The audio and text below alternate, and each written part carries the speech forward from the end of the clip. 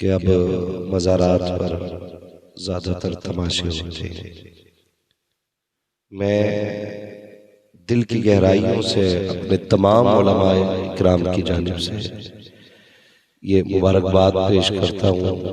यकीनन आपने एक बुजुर्ग की कुर्बत का हक अदा किया है।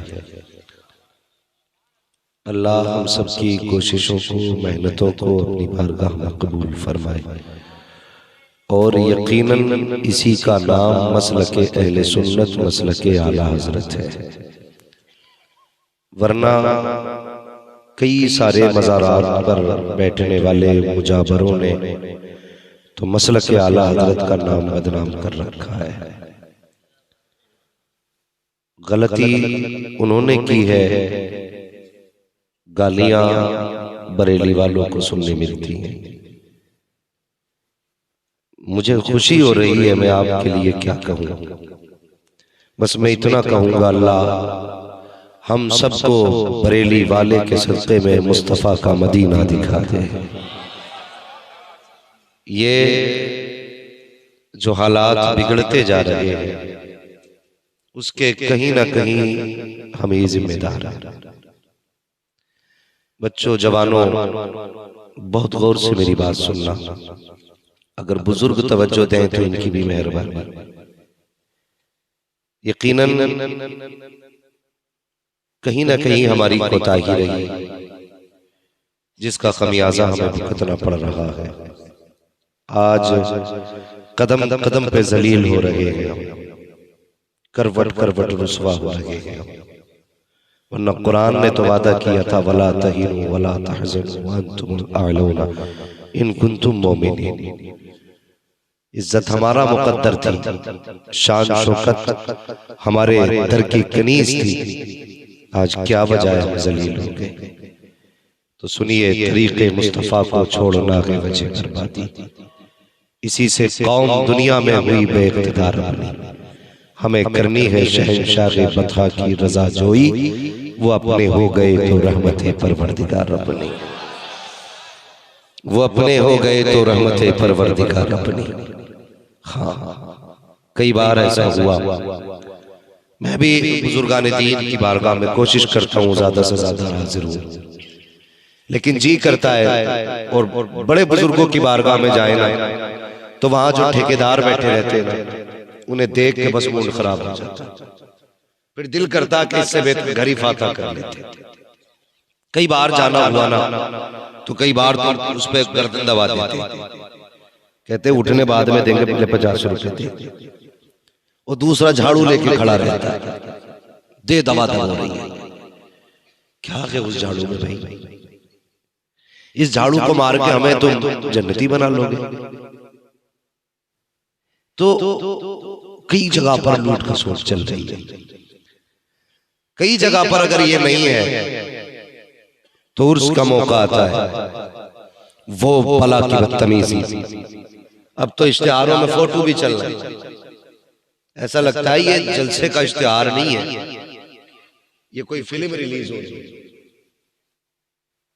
ये इश्तिहारात के हमारे हालात हैं, ये न किया कर।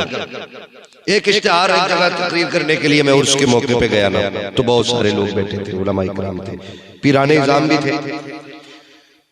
मैंने इश्तिहार मांगा देखने के लिए, तो उन्होंने मोड़ के दिया आधा। मैंने आधा पढ़ा, मैंने देखो नीचे क्या है। जब नीचे खोल के देखा ना तो उसमें एक बगैर दुपट्टे की लड़की छपी थी, इधर एक अदरानी उम्र का बुढ़ा छपा था। मैंने कहा ये क्या है? बोले आज तकरीर है, कल तमाशा हो रहा है। एक ही इश्तिहार के अंदर ऊपर मौलवियों के नाम, नीचे नाचने वालियों के नाम। क्या ये दुरुस्त है? आप खुद सोचिए, फैसला कीजिए। जिन महफिलों में हम किसी की बेटी को बैठा करके उसके हुस्न का नजारा करेंगे, तो तुम्हें क्या लगता है तुम्हें मौत आ जाएगी इससे पहले कि खुदा तुम्हारी बेटियों की, जो तुमने दूसरे की बेटी की इज्जत उछाली है, तुम्हारी बेटी की इज्जत महफूज रह जाएगी? जैसी करनी है वैसी भरनी है। जो दूसरों की बेटियों की धमक देख करके सीने पीट के कहते ना मौज आ गई, डर अल्लाह से कहीं वो दिन ना आए कि एक दिन तेरी बेटी लोगों की नजरों पर तमाशा बनी। हम ही हैं। मैं पूछना चाहता हूं, जो मुकाबले के नाम पर बेटियां बुलाई जाती हैं, क्या वो कलमा हुजूर का नहीं पढ़ती? उन्होंने भी हुजूर का कलमा पढ़ा। जो मुकाबले में आके तमाशे करते हैं, उन्होंने भी हुजूर का कलमा पढ़ा है।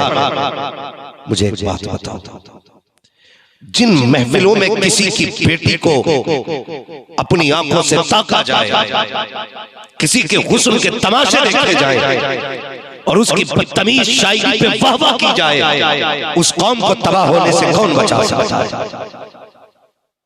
किस दिन का इंतजार है? क्या फिर जिब्रील आएंगे? नहीं, अब समझाने के लिए जिब्रील नहीं आएंगे। ये जिम्मेदारी मेरे मुस्तफा ने अपनी उम्मत के उलमा के हवाले किया। अगर आपकी मस्जिद से जुमे के दिन आपका इमाम ये ऐलान करता है कि सुन्नियों ये काम गलत है, तो जबान उसकी होती है, फरमान मदीने वाले का होता है। जिम्मेदारी है तेरी मेरी, अपनी मस्जिद के इमाम की एक बात को अहमियत दी जाए। और हम तो उस मजहब के मानने वाले हैं साहिब, बड़े से बड़ा गलती कर जाए तो हम नहीं चूकते हैं। अगर छोटे से छोटा शरीयत का हुक्म बताने लगे, गर्दन झुका करके 70 साल का बूढ़ा भी बैठा है, 80 साल का भी बैठा है, मुझे बता तो सकी अभी बुढ़ापा मुझ पे नहीं आया है, उम्र मेरी अभी बुढ़ापे की तरफ नहीं आई है, मैं कितना छोटा हूँ, तुम में से कितनों की पोतों उम्र का होगा, कितनों की बेटों की उम्र का होगा, लेकिन आज मैं मिंबर पर बैठा हूँ, आप नीचे बैठे हो। वजह क्या है? मेरे हाथ कोई 8 नहीं है, पैर कोई 4 नहीं है, आंखें मेरी 4 नहीं है, मेरी भी 2 आंखें हैं, आपकी भी 2 आंखें हैं, मेरे भी 2 पैर हैं, आपके भी 2 पैर हैं, मेरे भी 2 हाथ हैं, आपके भी 2 हाथ हैं। आखिर क्या वजह है? मुझे मिंबर पे चढ़ा रखा है, तुम नीचे बैठो हो तो जवाब मिलेगा मौलवी बात मेरे वजूद की नहीं है, बात मुस्तफा जाने रहमत की निस्बत की है। तू अपने बाप की बात करने नहीं आया, रसूल पाक की बात करने आया है, इसलिए सर पे बैठा रखा है। यार ये मजहब इस्लाम है, अगर उनकी बातें करें तो छोटे भी बड़े हो जाया करते हैं ज़माने पे। अल्लाह या रसूल अल्लाह, जिंदाबाद जिंदाबाद। अल्लाह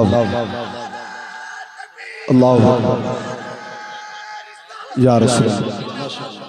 भाई अब जिब्रील का इंतजार ना करना, अगर ये रोक रहे हैं तो रुक जाओ, ये मना कर रहे हैं ना, इसमें इनका फायदा नहीं है, आपका फायदा है, आपका फायदा है। आपको तनख्वाह देनी है, पढ़ने जाओगे तब भी, ना जाओगे तब भी, शादी में डीजे बजाओगे तब भी आपको तनख्वाह देनी है, नहीं बजाओगे तब भी देनी है, किसी की बेटी को नचाओगे तब भी आपको पैसा देना है, नहीं नचाओगे तब भी पैसा देना। आखिर क्या पड़ी है इस मौलवी को? जुमे के जुमे खड़े होकर कहता है लोगों हुजूर के करीब आ जाओ, लोगों मुस्तफा के करीब आ जाओ। आखिर क्या फायदा है? तुम दोज़ख में गए तो इसके बाप का क्या जाएगा, तुम्हें जन्नत मिल गई तो इसे क्या मिल जाएगा? हाँ साहिब, सिर्फ इतना दर्द है इनके सीने में, खंजर चले किसी पे तड़पते हैं हम अमीर, सारे जहां का दर्द हमारे जिगर में है, इसलिए समझाने खड़े होते हैं। मेरे नबी ने एक दिन इरशाद फरमाया, लोगों ऐसी छत पे न लेटना जिसकी 4 दीवारी मौजूद ना हो। सहाबा तड़प गए, या रसूल अल्लाह आखिर क्या वजह है, इस छत से क्यों रोका जा रहा है जिसकी 4 दीवारी ना हो? तो मेरे आका ने बड़े प्यारे जुमले इरशाद फरमाए थे। फरमाया था सहाबा, हो सकता है तुम में से किसी को नींद में चलने की बीमारी हो, यह भी हो सकता है कोई नींद में उठ के चलने लगे, अगर ऐसी छत पे लेटे जिसकी 4 दीवारी ना होगी, और अगर वो चला नीचे गिर गया तो उसे दर्द बाद में होगा, मदीने वाले को दर्द पहले हो जाता है। आका फरमाते हैं जब उम्मती के पैर में कांटा लगता है, उम्मती को एहसास बाद में होता है, मदीने वाले को दर्द पहले हो जाया। सुभान अल्लाह, सुभान अल्लाह, माशाअल्लाह। हाँ, कसम खुदा की कोई बाप अपनी औलाद से इतना प्यार नहीं करता जितना मेरा नबी अपनी उम्मत से प्यार करता। सुभान अल्लाह। कोई माँ अपने बेटे के लिए इतनी नहीं रोई होगी जितना मेरा नबी हम गुनाहगारों के लिए रोया, नहीं रोया होगा कोई भी। कितना रोया, अल्लाह अकबर, तारीख पलट डाल दिया। मैं सही बात कहता हूँ, मेरी तकरीर तबे यार को बेचैन करती है। सबब क्या है, वही कहता हूँ जो दिल पर गुजरती है। मैं कभी ये देख के नहीं आता कि आज कौन सा मौजू सेट है, किस पे नारे लगने। बस मैं ये सोचता हूँ अल्लाह ने मुझे ये मिंबर दिया है ना, मैं इसका हक अदा कर जाऊं। मेरी आवाज अगर आप सुनते हैं तो आप तक वो बात पहुंचाऊं जो मेरे नबी ने फरमाया था, बल्लिगू अन्नी वलौ आया, लोगों तक मेरी बात पहुंचाना। अगर तुम एक ही बात जानते हो तो बताना लोगों को जो मैंने कहा। हाँ, बस एक ही दर्द है जो जमाने में लिए घूम रहा हूं। काश उम्मत पलट के हुजूर की चौखट पे आ जाए, काश उम्मत पलट के हुजूर की चौखट पे आ जाए। अगर हमने हुजूर की चौखट का रुख कर लिया तो कसम खुदा की इज्जतें फिर तुम्हारे कदमों में होंगी, फिर तुम्हारे कदमों में होंगी, फिर तुम ही दुनिया के हुक्मरान हो। लेकिन शर्त है पलट के उस महबूब की चौखट पर चलो जहां से किसी को खाली नहीं लौटाया जाता। आज एक नेता मंत्री की बैठक में हम महीने महीने 6-6 महीने 3-3 4-4 साल इसलिए गुजारते हैं, अगर ये राजी होगा तो कुछ दे देगा, ये सोच के गुजारते हैं। यार दिन में सिर्फ 10 मिनट मदीने वाले को दे दिया करो, सिर्फ 10 मिनट। आप कहेंगे कैसे? मैं कहता हूं जब दुनिया सो जाया करे तुम रुख मदीने की तरफ किया करो, कम से कम 100 बार मेरे नबी पे दुरूद पढ़ दिया करो। सुभान अल्लाह, सुभान अल्लाह। कोई बड़ा काम नहीं है, कोई बड़ा काम नहीं है। 10 बार दुरूद पढ़ो और फिर सो जाओ। ये वो कनेक्शन है मदीने से, अगर जुड़ गया ना, ये देते ना बोरी आटे की तो जिंदगी भर एहसान जता के कहते भूल गया तेरे घर में चावल नहीं थे, मैंने चावल दिए थे तुझे, वोट मुझी को देना है। अगर कोई नेता बैठा हो बुरा ना मानिए, मैं सिर्फ समझा रहा हूं आपको। किसी भी अमीर की चौखट पे आप जाए वो देने के बाद जिंदगी भर एहसान जताएगा, मगर मेरे हुजूर की वो चौखट है जहां से देख करके एहसान नहीं जताया जाता। बरेली से आवाज आता है, बड़े प्यारे अंदाज में बरेली वालों ने बताया, आता है फकीरों पे उन्हें प्यार कुछ ऐसा, सुभान अल्लाह। खुद भीख दे और खुद कहे मंगते का भला, मंगता तो है मंगता कोई शाहों में दिखा दो जिसको मेरे सरकार से टुकड़ा ना मिला। सुभान अल्लाह। मैं तो ये चाहता हूँ हम उस चौखट के फकीर बने जिस चौखट से कभी रुसवा नहीं किया जाता, कभी जलील नहीं किया जाता। चलो पलट के उसकी चौखट पे आ जाओ, उस महबूब की चौखट पे। यही तो ख्वाहिश है। आज दिल दुखता है यार, मार्केट में जाओ ना तो लोग ये कहते हैं यार मुसलमान की दुकान से अच्छा है किसी गैर मुस्लिम की दुकान से सौदा खरीदना। ये आम बात है। मैंने पूछा किस लिए, कहते मुसलमान इतना काटता है कि वो 8 दिन की एक से ही निकाल देता है। बात समझ में नहीं जो कहना चाह रहा हूं। मैं ये नहीं कर रहा हूं मुझे सस्ता सौदा दे, मैं ये नहीं कह रहा हूं मुझे फ्री देना, बस मैं समझाना चाहता हूं हमारे बिजनेस के तरीके गलत होते हैं। हराम लुक्मे हमारे हलक के अंदर जा रहे हैं, हराम लुक्मे हलक के अंदर। मुझे बताइए जिस माँ के शिकम के अंदर बेटा या बच्चा हो और उसके हलक में हराम का लुक्मा जाए तो औलाद कैसे पैदा होगी? मोहम्मद बिन कासिम आएंगे, खालिद बिन वलीद आएंगे? कोई नहीं आएगा। नाचने वाले डाकू डकैत पैदा होंगे। अपने घर की बेटी और बहुओं को हलाल के लुक्मे खिलाओ। जरूरत लगी है जमीन का सीना चीरा जाए या आसमान फाड़ा जाए, कसम खुदा की लुक्मे हलाल के होंगे, अमल अच्छे होंगे, आंगन तेरा होगा, आने वाला मोहम्मद बिन कासिम आ जाए। सुभान अल्लाह। लुक्मे हलाल के कर ले। भीड़ लगी है, आदमी दौड़ लगा रहा है। हाँ, स्टेज वालों में भी आग लगी। कई तो मुझसे कह चुके मुफ्ती साहब कितने प्लाट खरीद लिए, मैंने यही काम रह गया। भाई मैं प्लाट नहीं देखता हूं, मेरी नजरों में कितने ऐसे गरीब उम्मती हुजूर के जिनके घर के खर्चे मुश्किल से चलते हैं। प्लाट खरीदो के रखे रह जाएंगे यार। कौन आएगा कब्रों पे प्लाट लेकर के तुम्हारे? किसी गरीब का चूल्हा जला दो, जब तक कयामत आएगी रहमतें तेरी कब्र में उतरती नजर आएगी। सुभान अल्लाह। हर बंदे को आग लगी आगे बढ़ने की, हर बंदा आगे जा रहा है। नहीं मुझे इससे ऊंचा बिल्डिंग बनानी है, मुझे इनसे आगे अपना मकान की लाइटिंग करनी है। क्या करोगे लाइटिंग करके? हमने उस मकान को इतना सजाया, इतना सजाया, जिंदगी लगा दी जिसकी एक पल की उम्मीद नहीं थी। नौजवानों, मौत के लिए ये जरूरी नहीं है कि बुढ़ापा मुकर्रर हो, यह जरूरी नहीं है कि जब दांत उखड़ेंगे तभी मौत आएगी, ये जरूरी नहीं है ये बाल सफेद होंगे तब मौत आएगी, ये जरूरी नहीं है जब कमर का दर्द बढ़ेगा तब मौत आएगी। मौत कभी भी आ सकती है, मैंने बाराती की बारातें तबाह होते देखी हैं, मैंने सेरापदे दूल्हा को मरते देखा है, मैंने यारों के हुजूम में मौज करने वालों को मौत की गोद में जाते देखा है। गारंटी है नहीं मरेंगे। हादसे होते हैं, अभी एक एक्सीडेंट हुआ, पूरा चेहरा रोड पे चिपका हुआ था, पता नहीं चल रहा था ये किसकी लाश है। जब मौत ऐसी होती है ना तो फिर पहचान के लिए लोग कपड़े उतार के चेक करते हैं, बताओ ये किस कौम से ताल्लुक रखने वाला है। ये देखो जवानों, मेरा हाथ जुड़ा के तुम्हारे आगे, खुदा के वास्ते लिबास पैंट शर्ट छोड़ दो, मुस्तफा वाला लिबास पहना करो, चेहरा हुजूर वाला बना लो, गुजरा करो तो चेहरे पे सर पे टोपी होनी चाहिए। अगर हाथ से पहचान मिटा दे तो दाढ़ी के बाल मिटा दे, कपड़े ना उतारना, ये लावारिस की पड़ा है। ये वो है जिसका मदीने वाला भी वारिस है, खुद का वाला भी नारे तकबीर, नारे रिसालत। पहचान ऐसी बना लो कि मौत तुम्हारी पहचान ना मिटा सके। और आदत डालो, यार किसी ने कहा था नात खानी मौत भी हमसे छुड़ा सकती नहीं, कब्र में भी मुस्तफा के गीत गाते जाए। भाई दिल दुखता है, दुकानदारियां हो रही हैं तो अगर कहो ना जवान झूठ ना बोला कर, कह रहे कसम से ना ये कसम से ये वाला जो मैं पर्स लाया हूं ना ये 90 रुपए का और आपको 85 में दे रहे हैं। इतना लंबा बोला, मुझ में कौन सा हीरा लगा जो 5 रुपए का घाटा कर रहा है भाई। हर बंदे से यही जवाब है बिजनेसमैन का, ना देखो पड़ा तो मुझे 52 रुपए का, लेकिन आप है 50 का दे रहा हूं। ये तेरी चीज है, तू 40 की लाख के इसको 4000 की बेच, शरीयत मना नहीं करती, लेकिन झूठ ना बोल। किसने कहा तुझसे कि कीमत बता कितने की लाया, तू रख के कह दे साहब इतने की, मर्जी है तो लीजिए, मर्जी है तो ना लीजिए।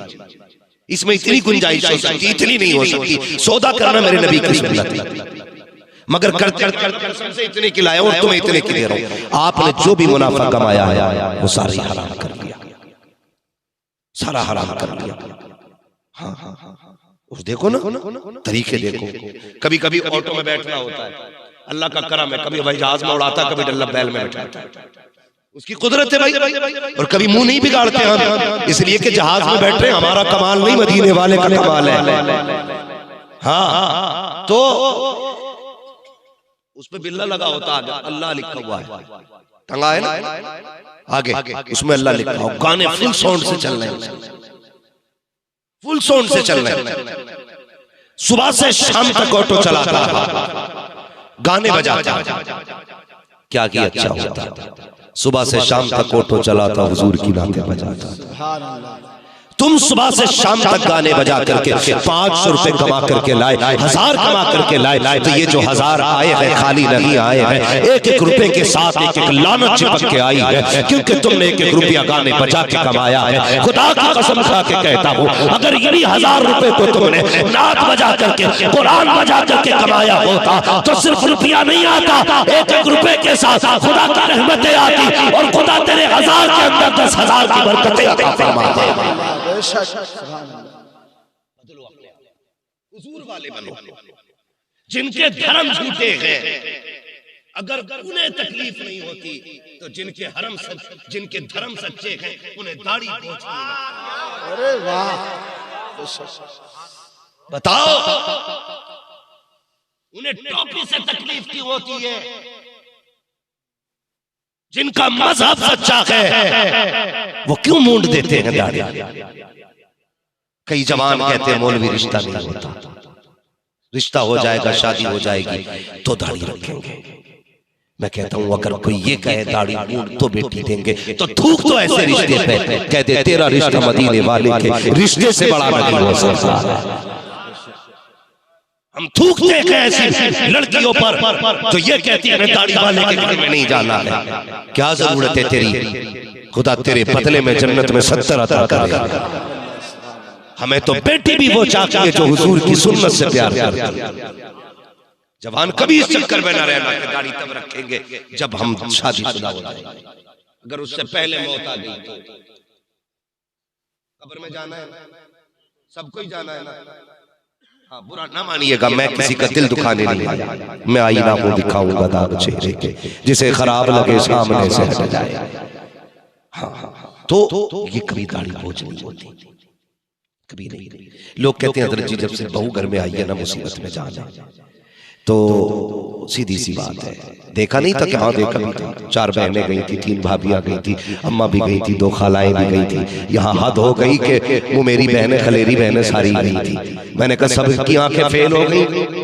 तो कहती है अब सास भी लड़ती है तो कहती है हाय मैंने कोई अंदर तक का थोड़ी देखा था, बाहर से तो बड़ी शरीफ लग रही थी,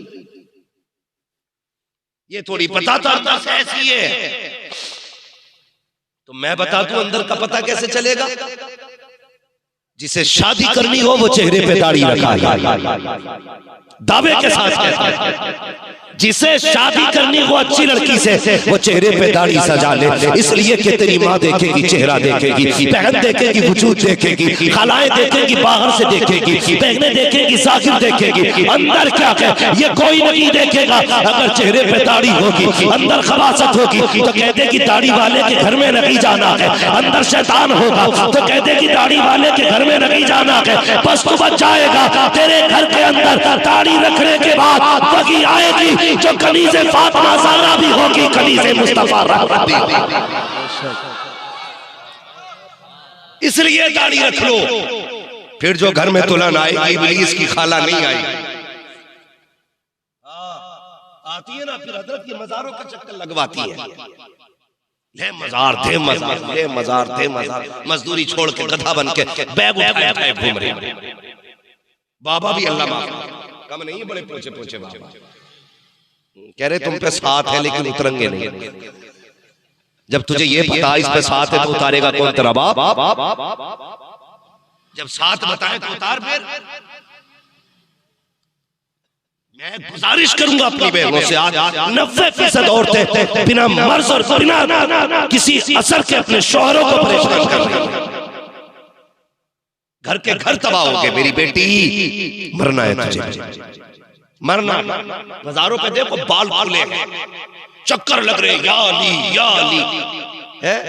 कसम खुदा की अगर दिल से अली घर में कह देती सिर्फ तेरे नहीं अल्लाह सारे घर के भूत उतार देता। हाँ पूरे घर के भूत हज़रत अली के नाम से भाग जाते। लेकिन मक्कारी का भूत है ना, ये जितना नाम लोगे उतने चढ़ा रही है, चक्कर लगा रही, तमाशा बना लिया। शोहर परेशान है, हजरत जी तावीज दे दो, 10 लाख बर्बाद हो गए, 15 लाख बर्बाद हो गए। ये मेरी बहन तुझे क्या पता शोहर कैसे कमा के लाया है, कितने लोगों की गालियां खाता है, तब जाके शाम को 500 मिलते हैं, कितने लोगों के धक्के खाता है, तब जाकर के शाम को बच्चों के लिए राशन लेके आया है। तुझे क्या पता तूने तो बर्बाद करके रख दिया शोहर को। पूछ तो सकी कितना पसीना बहा है, तब जाकर के एक वक्त के खाने का इंतजाम होता है। जब यहाँ का पसीना बह करके यहाँ आया करता है तब करके तेरे शोहर को 500 रुपए मिला करते हैं, और तूने उसको तमाशाइयों की चौखटों पे जा करके ऐसे बाबा और लुटेरों के पास जाके आग लगा दी। और तुझे खुदा का वास्ता तेरे शोहर की कमाई बड़ी मेहनत की कमाई है, इसमें आग न लगाया कर। तुझे क्या पता है मेरे नबी ने फरमाया जो कोई मेहनत करता है मशक्कत करता है और पसीने में डूब जाया करता है, जब घर आता है आका फरमाते हैं घर से जाता है तो गुनाह होते हैं, वापस पलट के आता है ऐसा गुनाहों से हो जाता है जैसे जिंदगी में इसने कोई गुनाह नहीं किया। मेरी कौम की बेटी, शौहर के पैसे की हिफाजत करना तेरी जिम्मेदारी। हाँ जिम्मेदारी है, बचाओ अपने शौहर के पैसे। और जो बाल खोल के चक्कर लगा रही हो आज कूद ले, कितने कूदेगी कब्र में मुनकर नकीर जब लट बजाएंगे कोई पकड़ने वाला नहीं। दावे के साथ कहता हूं अल्लाह जिसे चाहे बख्श दे वो करीम, लेकिन जो सजाएं बताई गई है मैं उस पे बात कर रहा हूं। मैं रब की खुदाई में इंटरफेयर नहीं कर रहा हूं, वो उसकी मर्जी है जिसे जैसे चाहे बख्श दे। लेकिन जहां तक बताया गया मुझे खुद बताओ यार, खुद बताओ, बेटियों को भी समझाओ मर्द को कफन में कितने कपड़े देते? ये तो पता है 3 पीस में कितने कपड़े होते हैं, कोट पैंट। वो जो सबसे आखिरी लिबास है उसका पता नहीं है। कुछ भाई हमारे बोल गए माशाल्लाह, कितने कपड़े होते हैं? सारे बोले कितने? तीन कपड़े याद रखना। जिस मार्केट में जाकर के तू पैंट शर्ट खरीदता है उसी मार्केट में तेरा कफन भी बिकता है। हाँ, उसी मार्केट में कफन भी बिकता है। और औरत के कफन में कितने कपड़े होते हैं माशाअल्लाह, अल्लाह सलामत रखे। मुझे सेक्रेटरी साहब जो है अपने, क्या नाम है, गंजूर साहब, गंजूर अहमद, मंसूर अहमद भाई, जो भी नाम है बदल लेंगे इंशाल्लाह। तो ये हमारे मंजूर भाई हैं, इन्होंने मुझे बताया कि अल्लाह का शुक्र है ये बस्ती भले कम लोग हैं लेकिन सारे ही दीनदार लोग हैं। बहुत खुशी हुई, सेक्रेटरी साहब ने बताया अल्लाह का शुक्र है सारी नमाज के पाबंद है। सुभान अल्लाह। मैं आज खुश हुआ हूं। 10 लाख के मजमे में बोलने में इतना मजा नहीं आता जितना नमाजियों की महफिल में बोलने में मजा आता है। हाँ, बहुत गौर से मेरी बात सुने। कितने कपड़े? 5 कपड़े। हाँ, उनमें 2 कपड़े कौन से बढ़ गए माशाअल्लाह। 2 कपड़े औरत के बढ़ाए गए। रब चाहता तो 3 कपड़ों में इसके लिए भी कफन काफी होता, लेकिन 2 कपड़े बढ़ाए गए। एक कपड़ा सीने के लिए एक्स्ट्रा, एक कपड़ा सर के लिए एक्स्ट्रा। कभी कभी ऐलान होता है, कब्रिस्तान जाना होता है, लोगों पीछे हट जाओ, औरत को कब्र में उतारा जा रहा है। मैं सोच के हैरत करता हूँ, भाई आज ऐलान कर रहा है इसे कब्र में उतारा जा रहा है, लोग पीछे हट जाएं। जब ये मार्केट जाती थी तब तेरी ज़बान पर ताला क्यों लगा रहता था? जब नंगे बाल ये खुला करके घूमा करती थी तब तूने क्यों नहीं कहा मेरी बेटी आ रही के पीछे हट जाया करो, मेरी बहन आ रही के पीछे हट जाया करो? जब कब्र में उतारा जाता है कपड़ा लगा दिया जाता है ताकि किसी की नजर इसके कफन पे न पड़े। कल जब शादी में बदन पे नजरें पड़ रही थी तब ताले लगे थे जबान पे। आज कब्र में उतारते वक्त जबानों को ताले खोल के कहते हो बेटी कब्र में उतारी जा रही है, लोगों नजरें बचा लो। बहन कब्र में उतारी जा रही है, लोगों नजरें बचा लो। बीवी कब्र में उतर रही है, लोगों नजरें बचा लो। अब कुछ नहीं होने वाला, क्या कि अच्छा होता तूने जिंदगी में कह दिया होता मेरी बेटी गुजर रही है, नजरें नीचे कर लेनी चाहिए। नारे तकबीर, नारे रिसालत, मसलके आला हजरत। क्यों नहीं कहा उस वक्त? क्या सोचते हो आज का पर्दा बचा लेगा? काफी होगा सिर्फ आज का पर्दा? 5 कपड़े औरत को रब ने दिए। मालिक बता 5 कपड़े क्यों? तो रब कहता है मैं हयाओं का मालिक हूं, मैं इज्जतों का मालिक हूं।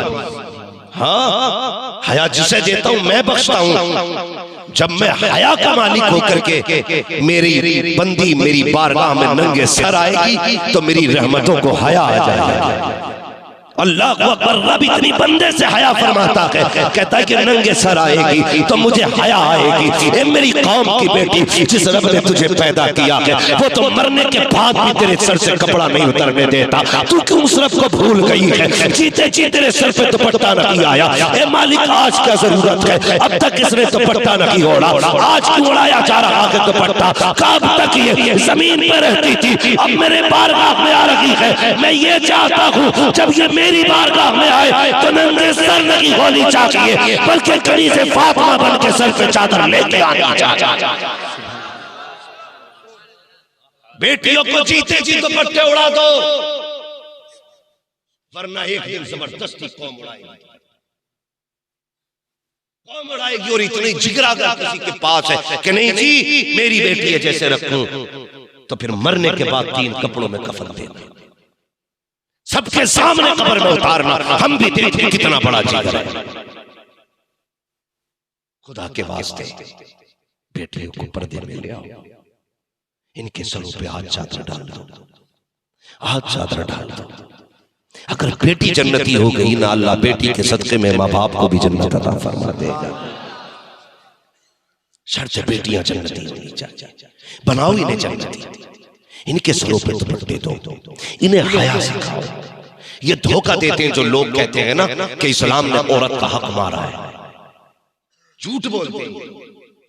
और जो कहते हैं औरत बराबरी की है मर्द की, तो कौम की बेटियों से एक सीधा सा सवाल है।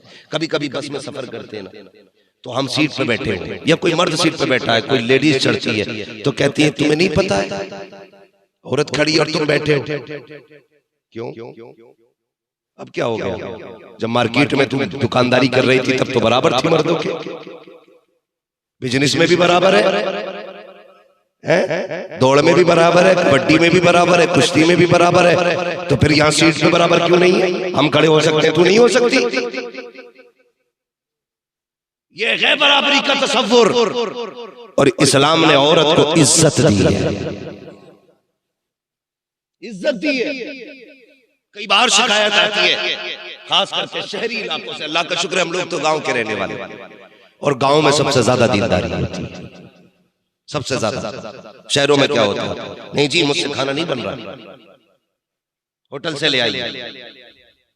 कई बार शौहर कहता मुझे जरा ताजा रोटी डाल दे, तो कहती मेरे हाथ में दर्द है। मैं सिर्फ एक बात पूछूं, घर के अंदर कितने अफराद होते हैं? 5, 10, 12 इतने ही होते हैं ना? कड़वी लग रही है बातें क्या? अगर बुरी लग रही है तो फिर मत बोलिए, और अगर सच्ची लग रही है तो फिर बोलिए। 10-12 लोग होते हैं ना। एक औरत की जिम्मेदारी अगर हद से ज्यादा तो 12 लोगों को खाना खिलाना। लेकिन चलो एयरपोर्ट जितनी एयर होस्टेस मिलेंगी फ्लाइट में सारी लड़कियां, और बाप फख्र से कहता मेरी बेटी तो एयरपोर्ट में है। जब इसी बेटी को इस्लाम का पढ़ते मेरे तो कहते इस्लाम ने हक मार, इस्लाम तो नौकर बना के रखना चाहता है बेटा। बता, एक फ्लाइट में मालूम है 300 लोग बैठा करते, 200, 300, कम से कम 60 लोग बैठते हैं छोटी से छोटी फ्लाइट। मैं उसकी नहीं बात करता जो पर्सनल होते हैं 5-6 लोगों वाला, मैं यात्रियों वाले की बात कर रहा हूं। कम से कम 80 लोग बैठे और 3 लड़कियां उसमें, 80 लोगों को हैंडल 3 लड़कियां करती हैं। हर एक से पूछना सर को चाहिए, सर को चाहिए, सर कुत्ते की निगाह से देख रहा है इसे, तभी इसकी इज्जत नहीं जाती। घर में बाप को रोटी देते वक्त कहती मेरे हाथ में दर्द है, जब 300 लोगों को फ्लाइट में पानी पिलाती है तब दर्द नहीं होता। किस सोच ने दुनिया को आगे किया? कहते हो हमने तरक्की की है, तरक्की ये नहीं है तुमने 4 लोगों के बीच से निकाल के बेटी को 300 के बीच में खड़ा कर दिया, वो भी कपड़े उतार करके खड़ा किया ताकि इसके काम से भी राजी होना, इसका बदन देख के भी खुश होना। और मारो ऐसी नौकरी को जो इज्जत लौटा के जाए, वो चटनी बेहतर होती है जो इज्जत के साथ मिला कर।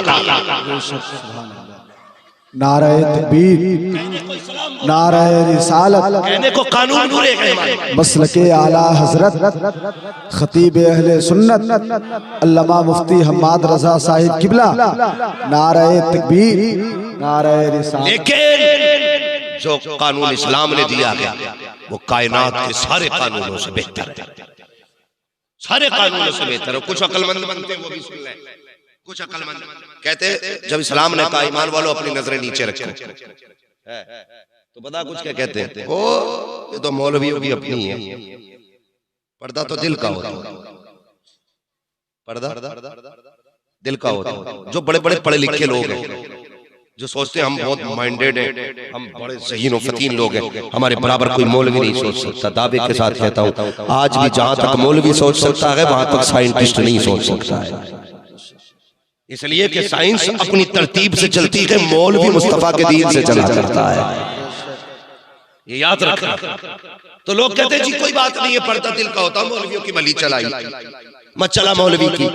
अगले दिन रात को 3 बजे आके गैराज चुपके से रात में आ जाता, किसके साथ गई? अरे वही जो पपुआ घर बैठा, ये किसी का नाम पप्पू और कोई केस हो तो भाई बुरा न मानना, मैंने मिसाल के तौर पे सिर्फ कहा। कहते वही जो घर आया करता था भाई, धोखे वही देते जिन पे भरोसा होता है। तुमने ये कहा कि जी पर्दा दिल का होता, मौलवियों की भली चलाई। वो तो हमारे घर में बेटे की तरह आता है, वो तो मुझे पापा कहता है, उन्हें मम्मी कहता है, सबको सिस्टर कहता है, ब्रदर कहता है, भाई देखो तो सही कहते, इतने प्यार से लहजे से बात करता है। मौलवी के कहने में हम पप्पू को घर से कैसे निकाल दें, मौलवी के कहने में गुड्डू को घर से कैसे निकाल दें। इस्लाम कितना मोहताज दीन है, जरा सोच तो सही। मजहब इस्लाम को देखो, आज हालात देखो, कोई भी बेटी को भेज देता है, किसके साथ गई है, नहीं वो उसका कजिन लगता है, उसका फ्रेंड लगता है, क्लासमेट है उसका, ऐसे ही आजाद भेज दिया जाता है। भाई सोच तो सही, बेटी है तेरी, किसी के साथ कैसे भेज दिया? कहीं नहीं, मुझे पापा कहता है, पापा कहता है। ये हमारा मिजाज है, किसी की बाइक पे बेटी भेज दी, किसी की बाइक पे बहन भेज दी, और कहते हैं नहीं नहीं हमारे आपसी ताल्लुकात बड़े गहरे हैं। इस्लाम बनाने वाले, कानून लाने वाले पैगंबर से पूछ, आका फरमाते हैं अगर सगे भाई बहन जवान हो जाए, एक बिस्तर के ऊपर सगे भाई बहन को कांधे से कांधा मिला करके बैठने की इस्लाम इजाजत नहीं देता है, तो तेरी बेटी को खैर की बाइक के पीछे बैठने की इजाजत कैसे दे सकता है? कल जब बेटी मुंह काला कर जाएगी फिर कुछ नहीं होगा। मैं तो साफ कह रहा हूं, और वो जुमले इस्तेमाल नहीं कर रहा हूं जो मिंबर की इज्जत के खिलाफ, बहुत अदब के दायरे में इशारतन बता रहा हूं। इसलिए इस चीज पे कंट्रोल करें। कानून कानून है शरीयत का, जिसने इसे तोड़ा है वो हमेशा जलील हुआ, जिसने इसे नजरअंदाज किया है उसने इज्जत नहीं पाई है। इज्जतें उन्हीं की मुकद्दर होती है जिनका घर इस्लाम के कानून से सजा होता है। करेंगे इंशाअल्लाह ये चीज अपने घर में लाजिम, इंशाअल्लाह बोलो इंशाअल्लाह। हाँ ये भी लाजिम करें, ये भी लाजिम करें। और नमाजियों दावे के साथ कहता हूं, अगर रोटी पकाने वाली नेक होती है ना, तब नमाज का नूर ही अलग होता है, नमाज की लज्जत अलग होती है। अगर घर में रहने वाली बेटी बाप के सामने भी दुपट्टा ना उतारे, फिर अल्लाह हर लुक्मे में नूर अता फरमा देता है, हर लुक्मे में नूर अता फरमा देता है। इसलिए मैं गुजारिश करूंगा अपने घर के अंदर हुजूर सरवर कोनैन का लाया हुआ कानून लाओ। और जवानों तुमसे गुजारिश है, बिजनेस हलाल लुक्मों की करो, हलाल लुक्मा लाओ। कसम खुदा की आज एक वली के मजार की उर्स में बैठे हो, अगर ये अमल लाजिम कर लिया ना, हलाल लुक्मे, नमाज की पाबंदी और चुगलखोरी ग़ीबत बंद कर दी, मुस्तफा का कानून अपना लिया, खुदा की कसम हर घर में एक न एक वली पैदा होता नजर आएगा, हर घर घर। नौजवानों तुमसे भी थोड़ी सी बात कर जाओ, वैसे वक्त हो चुका है, 1:30 बजने वाला है, बहुत गौर से मेरी बात सुने। नबुव्वत का दरवाजा बंद है, विलायत का दरवाजा बंद नहीं है, विलायत का दरवाजा खुला है। आज भी अल्लाह जिसे चाहे वली बना देता है। लेकिन एक बात बताऊं तजुर्बे की, आप वलियों की तारीफ पढ़ लीजिए, अक्सर वलियों की विलायत के पीछे माँ की दुआएं शामिल होती है। किसकी? माँ की। और बाप की? बाप तो कितने कम बोल, मसला ही कुछ ऐसा ना, हमारे शायरों ने भी जितने कलाम पढ़े अम्मा की शान में पढ़ डाले। जो भी मौलवी आया अम्मा की शान बयान करके, किसी ने बताया नहीं अब्बा भी कोई चीज, अब्बा बाहर सुखड़ गया, हुक्का पी रहा, अम्मा के पैर दब रहे, भाई इसने क्या बिगाड़ा था यार? कि नहीं जन्नत तो माँ के कदमों के नीचे। जरा ठंडे दिमाग से सोच, जिसके कदमों के नीचे जन्नत है, इसकी जन्नत किधर है? इसकी जन्नत उसके कदमों के नीचे जो बाहर ठंड में बैठा है। सोच तो सही, जिसके कदमों के नीचे तेरी जन्नत है और इसकी जन्नत जिसके कदमों के नीचे, फिर उसका अपना मकाम क्या? महरों से गुजारिश करता हूं, देखो कुछ भी हो जाए अपने शोहर से नाराज ना होना, शोहर को नाराज मत होने देना। तुम कितनी भी बड़ी पारसा हो, इस हाल में मर गई के शोहर नाराज है ना, तो फिर जन्नत नहीं मिलेगी जब तक हिसाब नहीं हो जाएगा इसका। इसलिए शोहर की रजा में तुम्हारी जन्नत है। ये जो कहती है ना दामन फैला फैला के, अल्लाह करे तू लौट के ही ना आए, तेरा जनाजा सच्चा, मैं तुझे देखना ही नहीं चाहती। जिस दिन ये मर गया ना, उस दिन तुझे इसकी कदर मालूम होगी, उस दिन इसकी कदर मालूम होगी कि सब कुछ तेरा तेरा शोहर है। जब तक ये था तूने कदर न की। और शोहरों से भी गुजारिश है, तुम भी सीधी लठियां न चलाया करो। बात बात पे ले लठ और दे लठ। कहता भाई मत मार यार, गुस्सा कंट्रोल कर। कह रहा मैं शोहर हूं। शोहर है तो पीस के खा जाएगा, ऐसे क्या? तू भी कान खोल के सुन। बहुत कहते हैं ना ये मर गई तो और मिल जाएगी। मैं उन बुढ़ों को जानता हूं जिन्होंने 3-3 निकाह जिंदगी में की। एक मरी, 2 मरी, तीसरी आ गई। और जब उनसे पूछा ना क्या हाल है तो कहते जी बीवियां तो कई कर डाली लेकिन पहली वाली की मिसाल नहीं मिलती। ये वो बात बता के जा रहा हूं जब बिना तजर्बे के मुशाहिदा मैंने किया है। अल्लाह सबके जोड़े बनाए रहे। बिना प्रैक्टिकल के बात कह रहा हूं, मैंने बुजुर्गों से सीखी। ये मत समझना ये मर गई तो और बहुत। याद रखना पहली बीवी होती है। पहली बीवी होती है। हुजूर ने एक रिवायत के मुताबिक 9 निकाह किए, एक रिवायत के मुताबिक 11 निकाह किए। लेकिन उम्मुल मोमिनीन सच्चे बाप की सच्ची बेटी, सिद्दीक बाप की सिद्दीका बेटी हजरत आयशा सिद्दीका फरमाती है हुजूर अक्सर हजरत खदीजतुल कुबरा का जिक्र फरमाया। कितने साल गुजारे थे हुजूर ने इनके साथ? 25 साल। कितने? 25 साल। जोर से कितने? 25 साल। बोल क्यों मेरे दूसरी का इरादा है? अल्लाह करे तो 4 करो। तौफीक दे अल्लाह को। अपने इस बात पे बड़ी जल्दी माशाअल्लाह का इरादा। अल्लाह हिम्मत ताकत दोनों बख्शे। भाई जिसकी शरीयत ने इजाजत दी, लेकिन कब ये इजाजत आपको जब हक अदा कर सकते हो इंसाफ के साथ, वरना एक एक बाल का हिसाब होगा क़यामत में। रगड़े जाओगे खाली 2-3 के चक्कर में ही न रही। अगर इंसाफ ना हुआ तो बहुत गोते दिए जाएंगे कि सांसें ना आए। ठीक है जी, मैं क्या बात कह रहा था? तो ये मत समझना कि मर जाएगी दूसरी लाएंगे, ये बूढ़ी हो गई नहीं लाएंगे। हजरत आयशा सिद्दीका फरमाती हैं हुजूर अक्सर हजरत खदीजतुल कुबरा का जिक्र फरमाया करते थे। एक दिन हजरत खदीजतुल कुबरा रज़ी अल्लाह तआला अन्हा के हवाले से हजरत आयशा सिद्दीका के मुंह से निकल गई बात। कहती क्या कहा? कहने लगी या रसूल अल्लाह आपके निगाह में मेरे जैसी कम उम्र बीवी आ गई, मैमूना जैसी खूबसूरत आ गई। हुजूर आपके निकाह में एक से एक खूबसूरत बीवी आ गई, लेकिन आज तक आप उस सुर्ख गालों वाली बूढ़ी औरत का तज़किरा करते। ये बात कही ना मेरे हुजूर को बड़ी नागवार गुजरी। और आका ने जब रुख मोड़ा फिर बिजली गिर गई हजरत आयशा सिद्दीका के दिल पे। महबूब क्यों रूठ गए? फरमाया आयशा मेरी खदीजा के बारे में कुछ ना कहा कर, मेरी खदीजा के बारे में कुछ ना कहा कर। या रसूल अल्लाह फरमाते जब लोगों ने अपने दरवाजे बंद किए थे तब मेरी खदीजा ने अपना दरवाजा खोला था। हुजूर को पूरी जिंदगी हजरत खदीजतुल कुबरा के तज़किरे अच्छे लगते थे। मैं किसी की तहकीर नहीं कर रहा हूँ, हुजूर की हर बीवी शान वाली है और ऐसी शान वाली कसम खुदा की ऐसी औरत ही नजर नहीं आती। कितने बड़े मुकद्दर होंगे जिन्होंने बिस्तर मुस्तफा का पाया।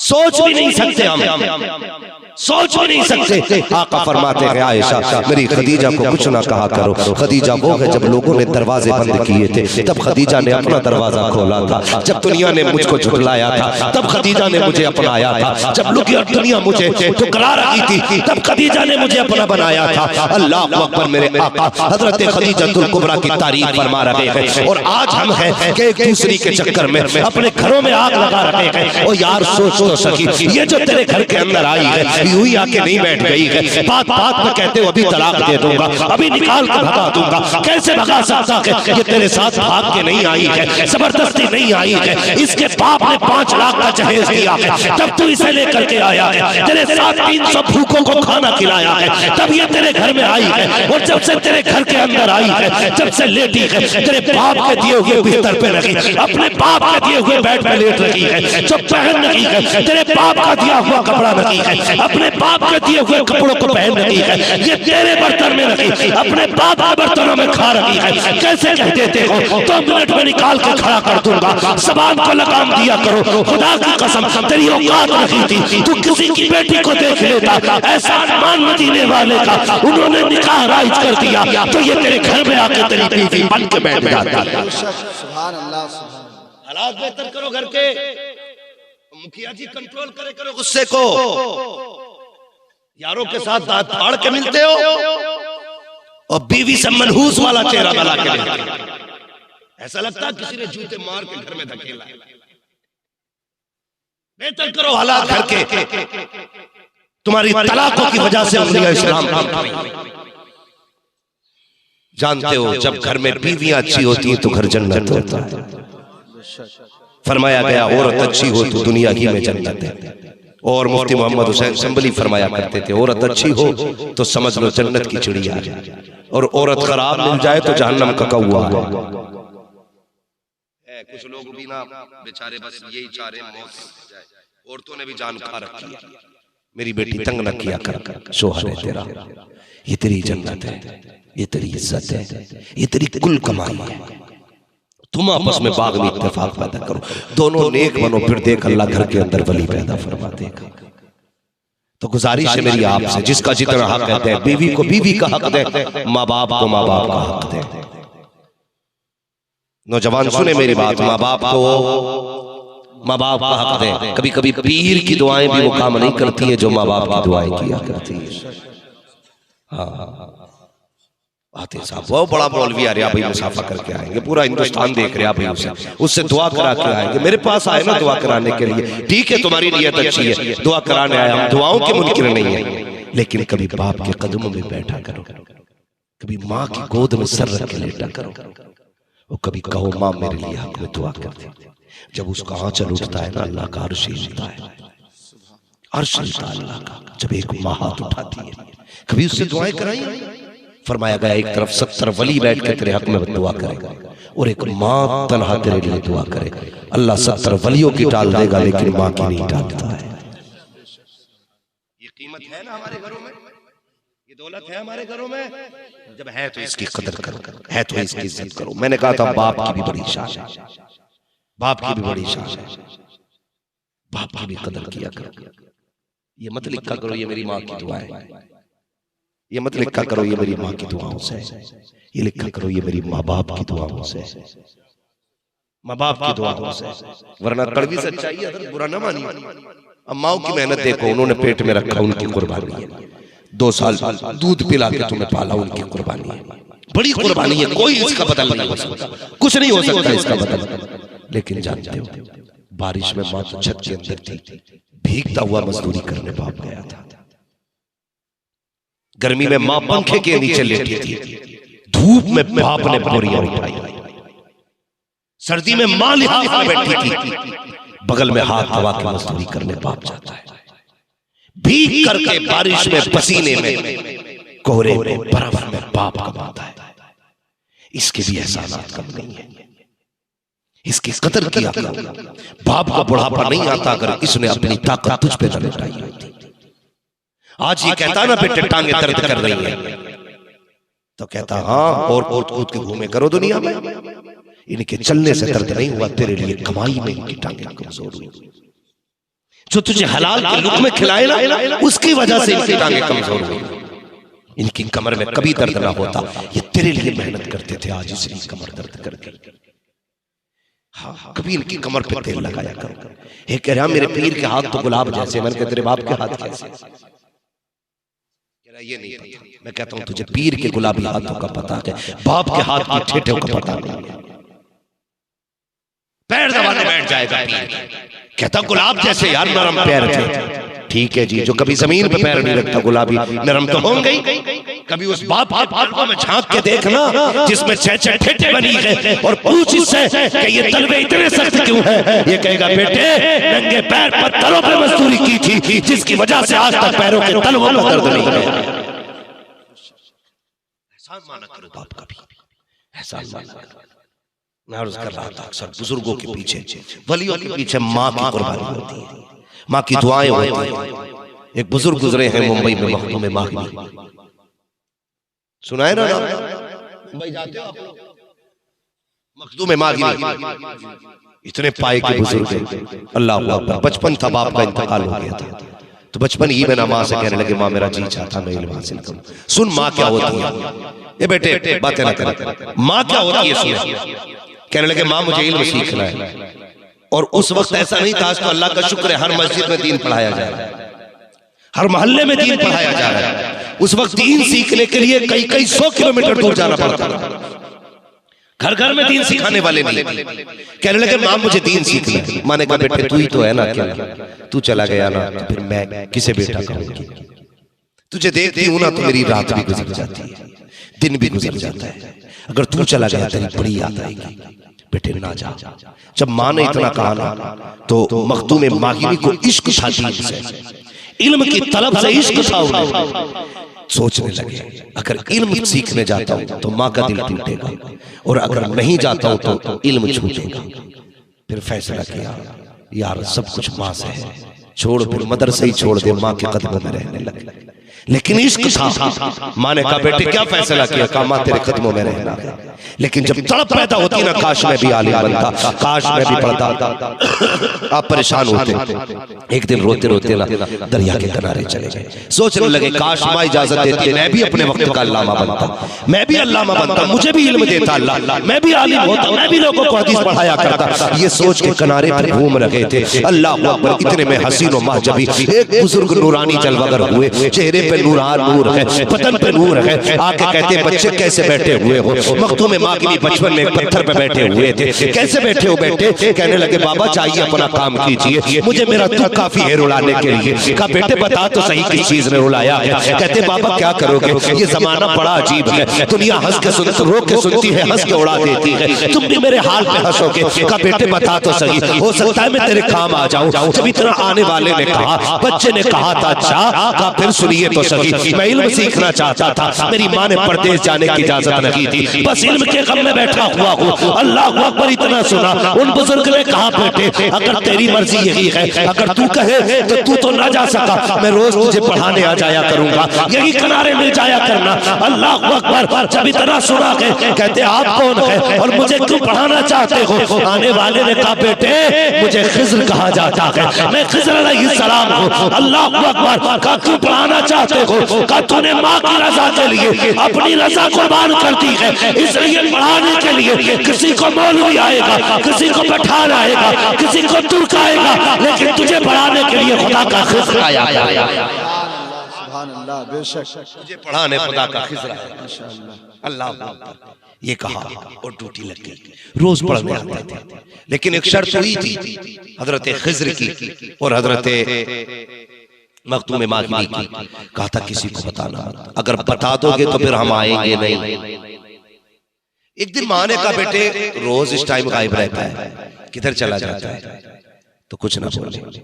पता था अगर बता दिया तो खिज्र रूठेंगे, इसलिए चुप रहे। माँ ने कहा बताना बेटे, परेशान रहती हूँ तेरे लिए, कहाँ चला जाता है? तो जब इतनी बात कही ना तो फिर सोचने लगे अगर बताया तो खिज्र गए, ना बताया तो माँ का दामन गया। ये सोच करके आपने कहा अच्छा ठीक है खिज्र चले जाते तो माँ रूठनी नहीं चाहिए, माँ नहीं नाराज होनी चाहिए। ये कह के आपने कहा माँ मुझे खिज्र पढ़ाने आते।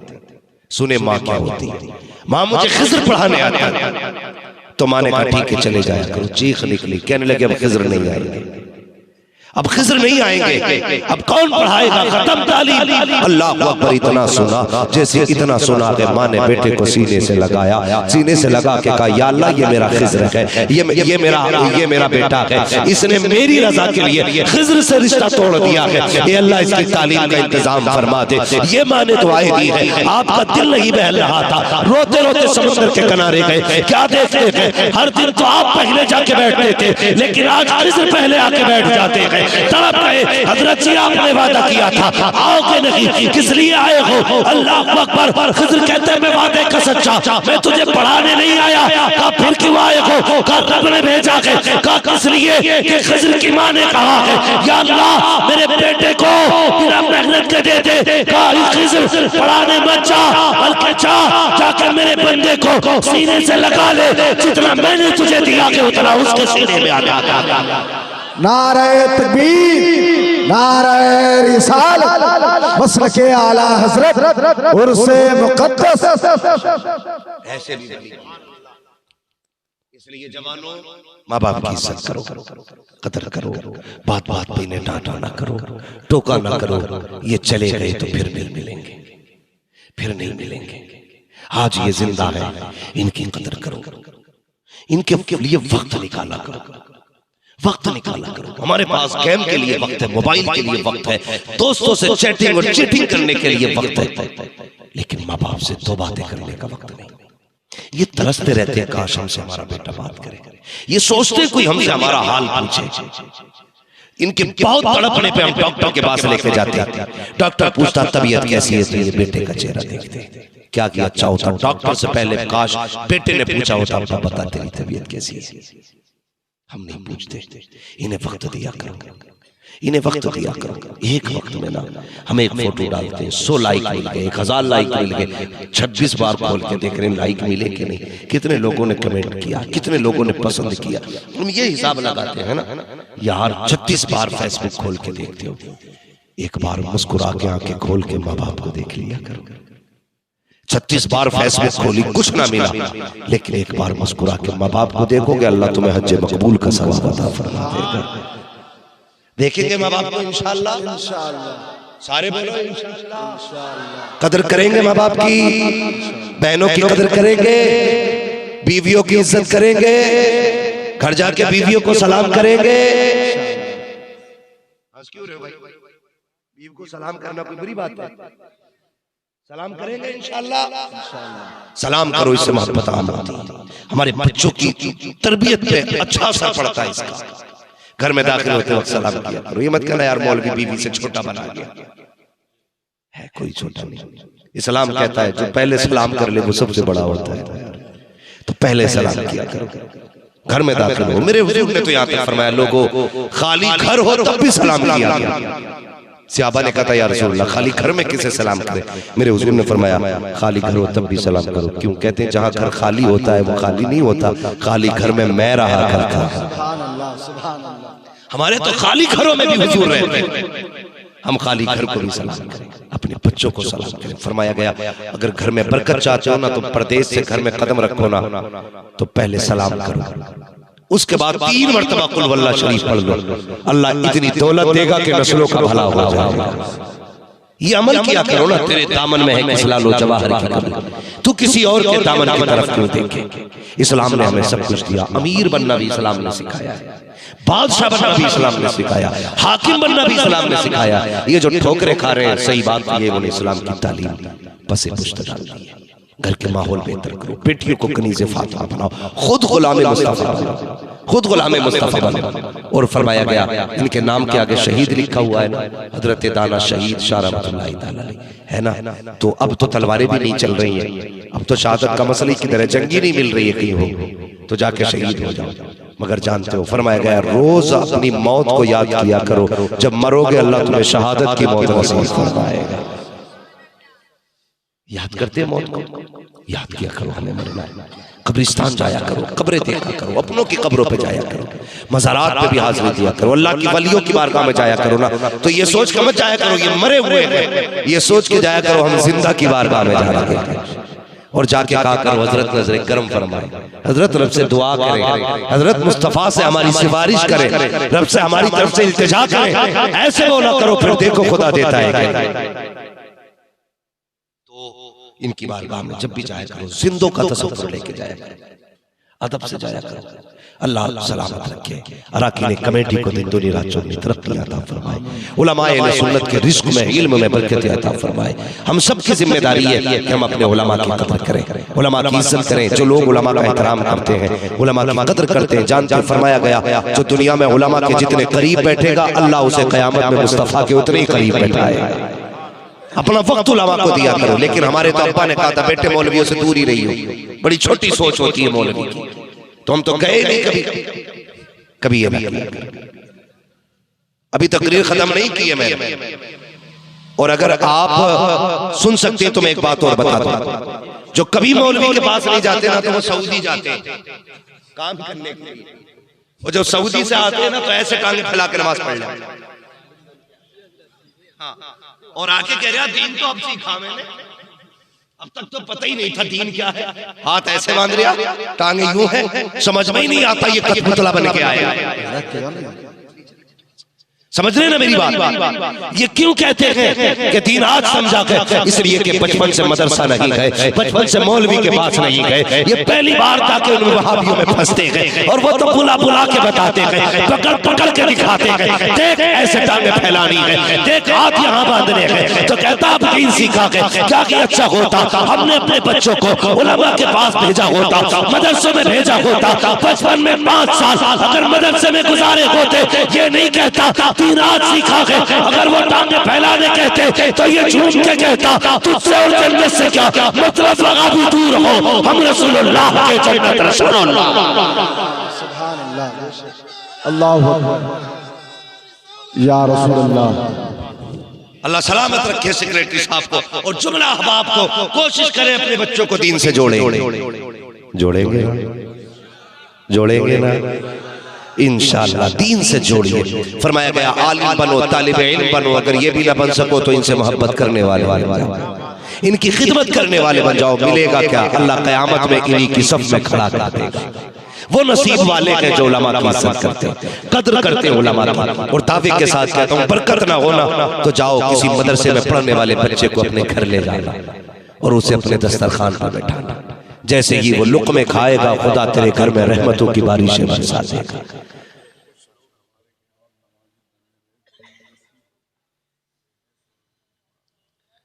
हाँ, तो कोशिश ये करें कि अपने आप को दीन से जोड़ें, शरीयत से जोड़ें। और एक बात हमारे अक्सर लोग कहते हैं ना, कहते हैं जी बहुत मांगा मिला ही नहीं। बड़ी दुआएं करी है मौलाना, बड़ी दुआएं करी, बड़ी दुआएं करी, कोई मजान ना छोड़ा, कोई मस्जिद न छोड़ी, जहां गए मांगा और मिला ही ना। तुम नहीं जानते, बिना रोए तो माँ भी बच्चे को दूध नहीं पिलाती है, पिलाती है? रोए ना तो माँ बच्चे को दूध नहीं पिलाती है। और यार कभी तू भी तो रब को रो के दिखा दिया कर, कभी तू भी तो रब को रो के दिखाया कर। रिश्ते जोड़ो ना, मस्जिदों में जाया करो। जुम्मे जुम्मे हम जाते हैं, हम में से कुछ लोग, बाकी टाइम मस्जिद जाते ही नहीं। और फिर कहते हैं अल्लाह ने सुनी नहीं। रिश्ते मत करो। हम जलील क्यों हो रहे हैं जानते? हमारी कौम इसलिए जलील हो रही है कि हमारे पास अब मुसल्ले की ताकत नहीं है। हमारे पास मुसल्ले की ताकत नहीं है। हम तब कभी कामयाब नहीं हुए जब हम कसरत में थे। हम जब भी कामयाब हुए खुदा की रहमत से कामयाब हुए। जानते बुजुर्ग फरमाया करते, मुसल्ला वहां ले जाता है जहां कोई नहीं लेके जाता। हवाई जहाज वहां नहीं ले जा सकता जहां मुसल्ला ले जाता है। कहां ले जाता है? फरमाते हैं मुसल्ले पे बंदा खड़ा हो ना तो बंदे को मुसल्ला खुदा तक ले जाएगा। खुदा तक मुसल्ला बंदे को ले जाता है। खड़े हो ना मुसल्ले पे, आदत बनाओ नमाजों की। दावे के साथ कहता हूँ, जो रिश्वत, जो पैर पकड़ने, नाक जोड़ने से, हाथ जोड़ने से, नाक रगड़ने से नहीं मिलता, खुदा तुझे सजदे के जरिए आता है, सजदे से दे देगा। नमाजी बनो यार। इतने बहुत से कलम नौजवान सुन रहे ना, पढ़ने वाले लड़के 8 कलम लागा, इंटर आ गया, कलम पढ़ दो। क्यों? मौलवी के कलम में इतनी तासीर है, तुझे आईएएस बना देगा। अगर इसके पढ़ने से खाली काम हो जाता तो इसके सारे लल्ला आईएएस होते, कोई पंचर न छोड़ता, सारे ही आईपीएस होते। भाई पढ़ना अपनी जगह है लेकिन मेहनत अपनी जगह। हिस्से का काम करो ना, फिर देखो कामयाबी मिलती है कि नहीं। गारंटी से कहता हूं, तुम पूरी जिंदगी नमाजों के पाबंद रहो, 5 वक्त मस्जिद में जाया करो, 5 वक्त, फिर देखो अल्लाह तुम्हें क्या नहीं देता है। सब कुछ अल्लाह तुझे अता फरमाएगा, सब कुछ। कितना रब बंदे से प्यार करता है। उसने फजर में बुलाया, अल्लाहु अकबर, अल्लाहु अकबर, हय्या अलस सलाह, हय्या अलल फलाह, अस्सलातु खैरुम मिनन नौम। मेरे बंदे कंबल ओढ़ के लेट के सोच रहा मौज में है। वो कहता ना, नींद से बेहतर नमाज है, नींद से बेहतर नमाज है। तू गया दौड़ के, तूने 4 रकात पढ़ के दिखा दी, फिर निकला मार्केट गया, बिजनेस किया। उसने फिर कहा आप जोहर में आप बता कितना कमाया है तूने। तूने फिर जोहर में जाके सजदे कर लिए। उसने फिर जोहर से असर तक दिया, कहा अब असर में आ, हिसाब पे कितना कमाया है। फिर कहा मगरिब पढ़ ले। मगरिब पढ़ के तुमने जो कमाया था रब ने उसमें ताला लगा दिया। कयामत आ जाएगी, जमीन फट जाएगी, तेरी दौलत को आग नहीं लगेगी, इसलिए कि तूने हराम तरीके से नहीं कमाया है बल्कि सजदे कर करके कमाया है। अल्लाह कहता है सजदे करके तू मुझे राजी कर ले, रिस्क दे करके मैं तुझे राजी कर डालूंगा। सुभान अल्लाह, सुभान अल्लाह, माशाअल्लाह। तो सजदे भी किया, फिर अल्लाह देते हैं। वो कहता है ईशा पढ़, मैं तेरी तिजोरियों में ताले लगा दूंगा। ईशा पढ़ी, तेरे तिजोरियों में ताले लग गए, कोई चोर नहीं चुराएगा। फिर फजर में उठाया उसने, अब उठ जा, सो लिया, आप मुझसे बातें कर मुझसे, इसलिए बुलाता है। लेकिन सोचते नहीं, दोस्त की मिस कॉल आ जा, मैसेज ना हो ना तो उधार भी तो ले ले पैसे। क्या रुपए मिले जो मैसेज के जरिए उधार ले, मैं जिन्हें 16 रुपए, जिन्हें 6 या 4 ऐसे ही मिले, उधार लेकर फोन कर रहा, अबे माइनस में क्यों आ गया कि बताऊं, फिर होंगे तो डलवा लूंगा। दोस्त के मिस कॉल, दोस्त इतना प्यारा है, मिस कॉल कर दे, तुम उधार लेके कॉल करते। अल्लाह 5 बार आवाज देता, 5 बार, लेकिन इधर को सुनते, इधर को निकाल देते, फिर कहते हैं अल्लाह देते ही नहीं है, अल्लाह देते ही नहीं है। मुझे बता, अगर तू किसी ऑफिस में अगर मजदूरी करता है ना, और तेरे उसने ना हेड ने अगर घंटी बजाई और तू गेट में आया और तू नहीं गया ना, तो अगले घंटे तेरी छुट्टी कर दी जाएगी। और अब कितना करीब है, तुझे रोज 5 बार बुलाता, एक बार नहीं जाता। लेकिन उसने पानी बंद नहीं किया, उसने खाना बंद नहीं किया। अगर वो मजबूर कर देना सजदों के लिए, 1 सेकंड नहीं लगेगा, पूरी दुनिया सजदे में पड़ी होगी। अगर खाली हवा बंद कर दे तो सारी सजदे में आ जाएगी कायनात। लेकिन वो कहता मजबूर करके नहीं, बस मैं ये देखूंगा प्यार कौन करता है मुझसे, मजबूर कौन होता है। मजबूरी में सजदे ना कर, प्यार से सजदे कर, फिर देख जहां कोई नहीं जाएगा खुदा वहां तक तुझे पहुंचा देगा। कभी उसकी आवाज में जाके देखो, फिर देख अल्लाह कितनी इज्जत देता है। जवानों उठो यार, ये उम्र है हमारी मस्जिद आबाद करने की, ये उम्र है हमारी सजदा करने की। रब को राजी करो। इस उम्र में अगर सजदे के निशान माथे पे आ जाए ना, तो फरिश्ते सलाम करके जाए। सब चीज के लिए वक्त, अल्लाह के लिए वक्त, तो नमाजों को पाबंदी से अदा किया करो, फिर तुम्हें तरक्की से कोई नहीं रोकेगा। पाबंदी करेंगे इंशाअल्लाह, नमाज इंशाअल्लाह, सारे बोलो इंशाअल्लाह। बच्चे सारे लोग पाबंदी से नमाज पढ़ा करें। हमारे काम में ना सबसे गलत काम यह है कि हमें कभी जमात नहीं मिलती और कभी नमाज नहीं मिलती। इस्लाम में सबसे बड़ी बात ये, नसीब वाले हैं वो लोग जो पाबंदी के साथ 5 वक्त जमात से नमाज पढ़ते हैं। बड़े खुश नसीब अल्लाह ने वक्त दिया है ना, तो फिर मस्जिद आबाद करो, मस्जिद आबाद करो। अल्लाह की कसम, जब मस्जिद आबाद करोगे ना, तो मरने की देर है, मरने की देर है। लोग जनाजा लेके चलेंगे, कहेंगे यार जनाजा तो कांधे पे, बोझ क्यों नहीं है। फिर एक फरिश्ता आवाज देके कहेगा चुप हो जा, तुमने खाली मसहरी उठा सकती है, मैयत को तो हमने कांधे पे उठा रखा। इसलिए कोशिश करें, पाबंद बने नमाजों के, अल्लाह को राजी करें, रसूलुल्लाह को राजी करें। करेंगे ना इंशाअल्लाह सारे लोग पाबंदी। अल्लाह हमारे नौजवानों को, बुजुर्गों को, हम सबको नमाजों का पाबंद बनाए, हम सबको रब की सच्ची इबादत करने की तौफीक अता फरमाए। अल्लाह ताला हमारे सजदों में अपनी तड़प और अपना इश्क अता फरमा दे, अपना इश्क अता फरमा। फिर नमाज सच्ची होना। तो एक बुजुर्ग गुजरे, बहुत बड़े बुजुर्ग, जब वो नमाज पढ़ते थे ना, तो जब नमाज में कहते थे अस्सलामु अलैका अय्युहन नबी, तो मदीने शरीफ से आवाज आती थी वालेकुम सलाम। सुभान अल्लाह। यार वो यहाँ सलाम करते थे, मदीने से आवाज आया करती थी। काश हमारी नमाज ऐसी हो, हम नमाज में हुजूर को सलाम करें और हुजूर जो जवाब देते हैं उसकी आवाज हमारे कानों तक आ जाया करे। अल्लाह हमें ऐसा सच्चा बना दे। चेहरे पे दाढ़ी रखिए, लिबास मुस्तफा वाला पहने, बुजुर्गों के मज़हर की हाजिरी और इनसे मोहब्बत का मतलब ये है अपने आप को ऐसा बना लें जिससे खुदा भी प्यार करे, मुस्तफा भी प्यार करे। करेंगे इंशाअल्लाह। अल्लाह ताला हमारे जवानों को, हमारे बुजुर्गों को, हमारी माँ बहनों और बेटियों को मुस्तफ़ा जाने रहमत के दीन पर अमल करने की तौफीक अता फरमाए। बस जो हुए अगलातों को माफ़ फरमाए रब्बे कायनात। जिंदगी ने दिया साथ, फिर होगी मुलाकात, चमन रहा फूल खिलेंगे, जिंदगी रही फिर मिलेंगे। मुसाफिर हैं हम भी, मुसाफिर हो तुम भी, किसी मोड़ पर फिर मुलाकात होगी। फकीरान आए सदा कर चले, सदा खुश रहो ये दुआ कर चले। सारे लोग कलमा शरीफ पढ़ लीजिए, ला इलाहा, और जोर से ला इलाहा इल्लल्लाहु मुहम्मदुर रसूलुल्लाह।